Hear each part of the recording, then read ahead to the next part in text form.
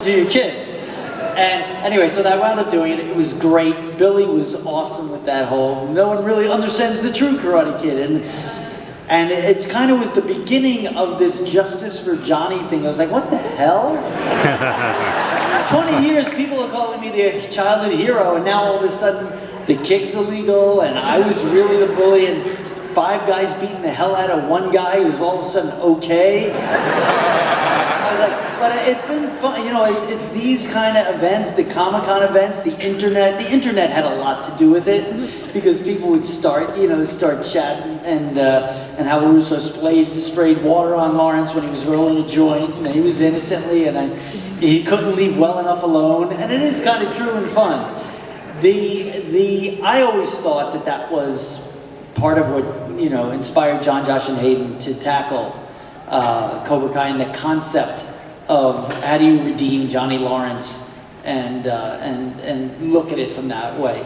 They claim that they've always, for the past 10, 15 years, have always wanted to do a story about whatever happens to a bully. Why does a bully become a jerk?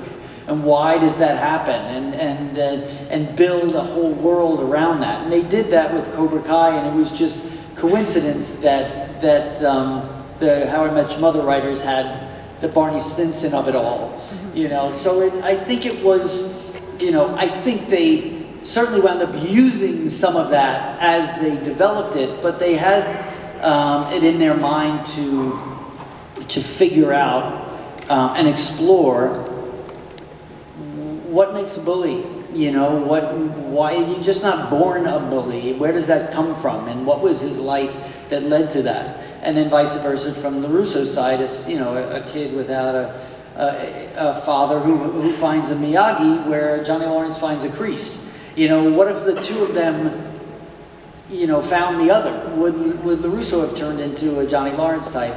So that's a long-winded answer to your question, but there's a lot of information in there, so I figured I'd tell you guys all about it. Thank you. Thank you. Great question. Thank you. Come on up. Your question. Sorry, I'm a little nervous. Hi, my name's Bonnie. I have 2 questions, if that's okay. So my first question is, what is your favorite episode in Cobra Kai? My favorite episode is episode 5 of season 1. And it's one of the most viewed episodes in all 4 seasons. I found that out through the metrics and the guys who run the show. You have it's almost a perfect episode. I mean, episode 9 of season 1 is pretty good too. Me and Billy with REO Speedwagon in the car, you know. But episode 5 is kind of where there's a turning point where Johnny Lawrence and Daniel LaRusso's stories become parallel. The first couple episodes are more following Johnny Lawrence, and episode 5 is when LaRusso goes to his lowest point and has to go visit Miyagi's grave, and comes out of that and goes back in the dojo and puts the headband on, and the music crescendos. And then you also have that great cafeteria fight with Miguel and Sam, the girl Mary Mauser who plays my daughter, and their relationship, and Miguel realizing, you know, that's karate. He goes, no, it's Cobra Kai. It all of a sudden takes the series up to a new level. Has a lot of Karate Kid in it, but is loaded with Cobra Kai, meaning it's where the 2 universes come together. So that's one of my favorite episodes. Nice. So my second question is, who's your favorite character? Like your actor in there? My favorite actor in the Cobra Kai series, or?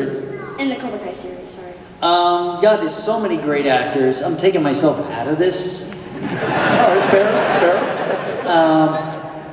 I would say that's really hard to say because everyone delivers so well, and you know what else? All the guest stars do so well who come back from the original movies. You know, you're going to see Yuji Okamoto as Chosen in season 5. Amazing, and Tamlin was so wonderful. Elizabeth Shue coming back was just so amazing. And Billy Zabka does an amazing job with what they write for Johnny Lawrence. It's such a well-crafted character.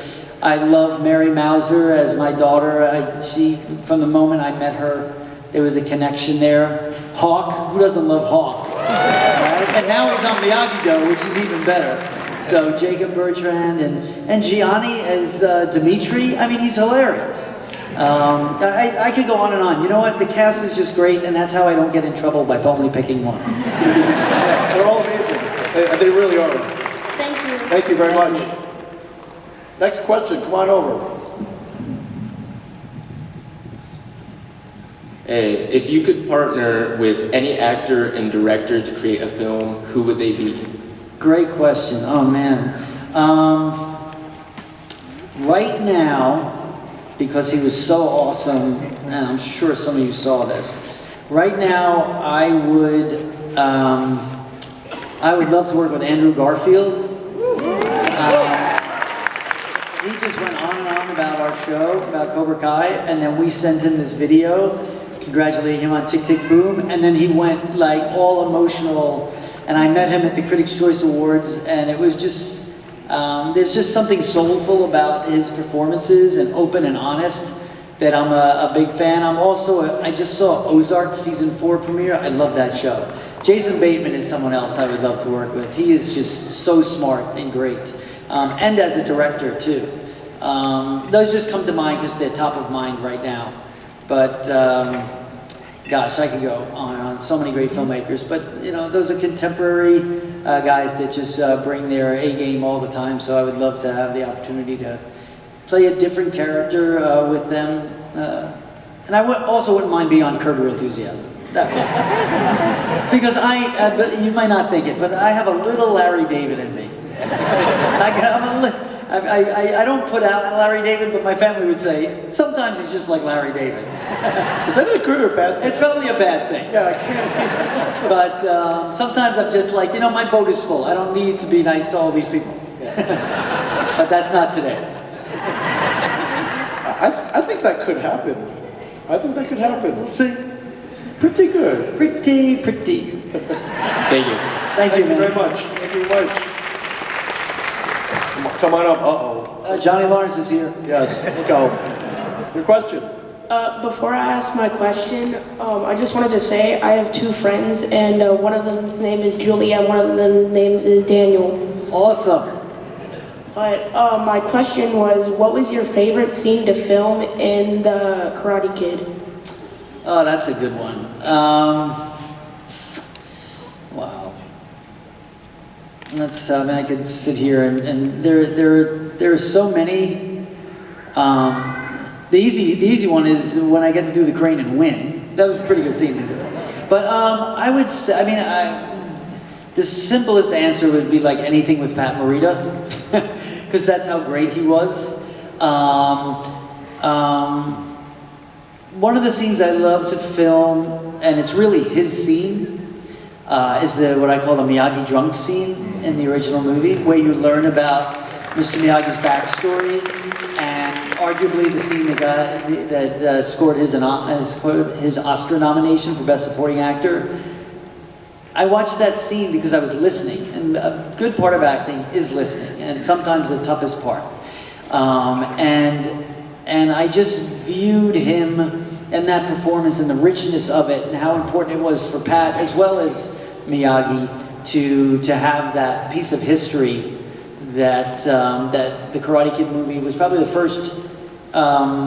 first mainstream movie that ever dealt with the internment camps of World War II and stuff. And this is probably stuff that you don't necessarily know, but it was important, and it's and quite powerful. It's also a scene where Daniel puts Miyagi to bed and then goes and bows to his sensei and goes out to train himself with newly found motivation. He's kind of passing the baton. So that is one of my favorite scenes. If I went down, there's so many others.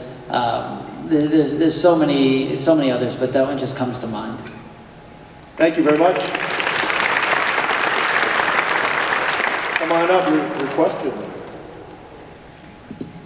Hi, Mr. Macchio. Hey, man. I'm old. I grew up with you in the 80s. Your movies are... You're not old.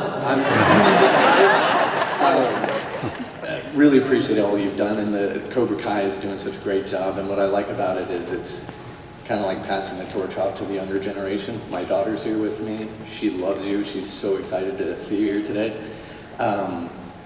My question for you is, Billy Zabka and you how's your relationship off camera, and do you guys have any sort of rivalry, or have you had a rivalry in the earlier movies or in the show now? He's impossible. I cannot stand this guy. No, I wish I could say that's the truth. We have grown as actors, as men, as fathers, as husbands, and our, we share so much now because we've lived this unique entity as the Karate Kid. We've both been a part of that universe from two completely, totally different perspectives. Now we come together and we've become close friends, and we laugh at sometimes at the dialogue we have to say to each other. We always just like, what if we took up a different sport and moved to a different town? The show would be over. But and we just so we've grown to really respect each other, but that being said, when we're acting together, there is a bit of one-upmanship and when we do panels together, we do the same thing. We dig at each other, we pull the rug out from the other. It's part of the playfulness that we have, that we know we do well and it's entertaining, but if one of us wins, it's like, yeah, I got him on that one, So it plays into it. It's kind of funny. I thought when I said goodbye to Mr. Zabka in 1983 on the set of Karate Kid, I was like, well, God, thank God I never have to have that guy beat me up again. And here we are today, and it's like my livelihood. It's pretty, we both feel blessed to have this and this second go around that goes deeper into the gray areas of these characters, where Karate Kid is very much black and white. Is LaRusso good, Lawrence bad, Miyagi good, Kreese bad. Cobra Kai, those lines are blurred, and that's part of why it works so well, because both Johnny Lawrence and Daniel LaRusso really have good intentions. They push each other's buttons and they can't get out of their own way, but they care about these kids. Even in the rematch, if you will, in episode 5 of season 4, where it's really about them caring about the kids. Their fight is about how to handle Terry Silver and why your way is wrong and my way is right, and their intentions are good, but they don't know how to work together well, and that's been part of the entertaining process. But Billy's awesome, and our dynamic, the good and the bad of our dynamic works for the show and for us as well. But he's still a pain in the ass sometimes. Thank you very much. Thanks. Step on up, your question. Hi, I'm Michaela. I'm kind of switching gears here, but what was your most memorable scene in The Outsiders? That's a good one. I love The Outsiders. I love that one on the resume. I read that book when I was 12. I got to play the part I wanted to play. The cast, very forgettable actors. I mean, it's an amazing cast. Arguably one of the best ensembles ever assembled. Yep. Ensemble assembled. I don't know if I've ever said that one. That's your next book. Yeah. That's the next one.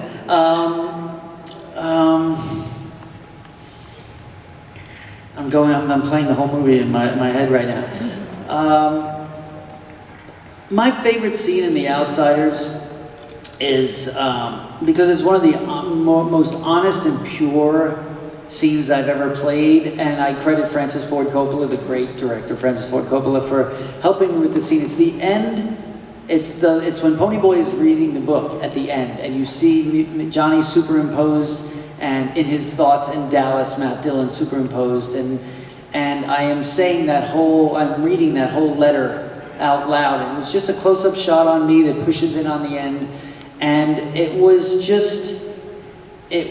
loaded with wisdom beyond his years, and life lessons and inspiration to Ponyboy going forward from a guy who tragically died and got to say "Stay gold, Ponyboy," which I got to say, which is just so amazing. That scene is just from the perspective of being honest and pure is why I love it so much. it really was the innocence of youth. But I love some of the other big stuff after, you know, he kills the Soch and has to go into, you know, what are we going to do from here? Or eating the barbecue and telling Dallas he's going to turn himself in. My kids always joke to me about that scene. It's like, Daddy, we're going to turn ourselves in. It's what we're going to do. And barbecue sauce on my face, and I'm trying to swallow the French fries, and I couldn't because mine was dry. And I'm rambling on and on, but I love the whole Outsiders. Thanks. Thank you. One more? Got time for one more? One more. Make it a good one. Hi, my name is Brianna, and I was wondering, out of the 3 Karate Kid movies, which one was your absolute favorite to film? That's the easiest question to answer. The original film. That's where all the magic happened. I really enjoy Karate Kid Part 2. I enjoy the exploration of Okinawa. I enjoy the scene with Pat Morita and I looking at the sunset and talking about losing our fathers. I mean, I still get, you know, all the feels when I watch that stuff. But the original film, you know, the wax on, wax off, the chores paying off as karate moves, the magic trick of the crane kick, that's untouched. So that's #1 for me. Thank you. Thank you, guys. Thank you. Thank you so much. Look at your table today, 12:30 to 3:30. Is there anything you can tell us about Season 5? Season 5 is going to be more awesomeness, totally different than Season 4. Every season of Cobra Kai changes gears, and they do a great job with that. It's going to be about, for me, for Daniel LaRusso, it's about him being the only one who truly knows how insanely evil Terry Silver is. So in essence, LaRusso looks like he's absolutely insane trying to explain to everyone who this guy is, and he winds up going a bit off the rails. So that's kind of fun to play. So look for that, and more surprises turning left when you think you're going right. So tune in, keep it going. Thanks to you guys, we get through it. Awesome. Thank you, guys. Thank you so much. Thank you out for the table today. And thank you, Kansas City. Thank you.